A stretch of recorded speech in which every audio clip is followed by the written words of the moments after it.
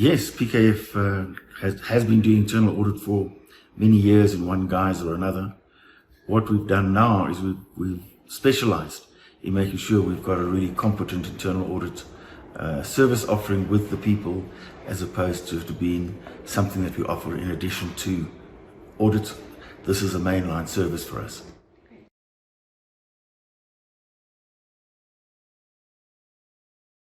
Interesting question, because often companies say, well, what is the value, or how does internal audit work?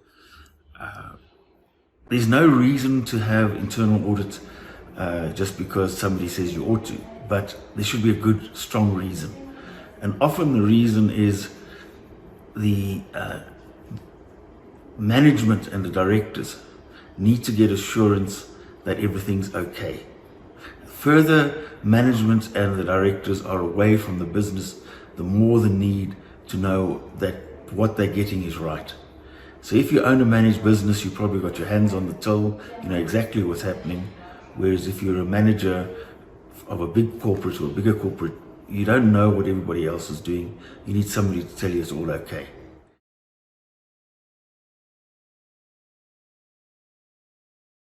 It follows on your earlier question when I mentioned something about the value there. And we had a very interesting discussion in 2010 in Boston, where it was actually a South African entrepreneur had come to address the gathering of the Institute of Internal Auditors.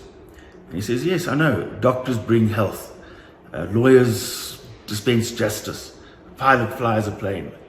What do you internal auditors do? He says, you internal auditors build trust. And I thought, we're missing that item. What is it that we do? So if internal audits there's a lot bigger level of trust.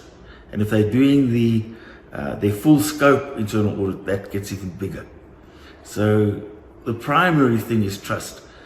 And I've seen it even with smaller organizations, like a radiology practice. They want internal audit to check the basics. Why? Because they want to know it's okay. Well, isn't that trust?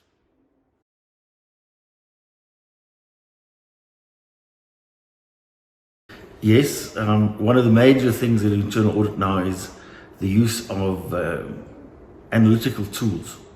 And that's what you're trying to do, is establish where there might be a problem, where there's an exceeded transaction or a duplicate. And where we're going with that now is continuous monitoring, where we actually leave these analytical programs to run in the background. And every month we come and basically check to see if there's anything funny.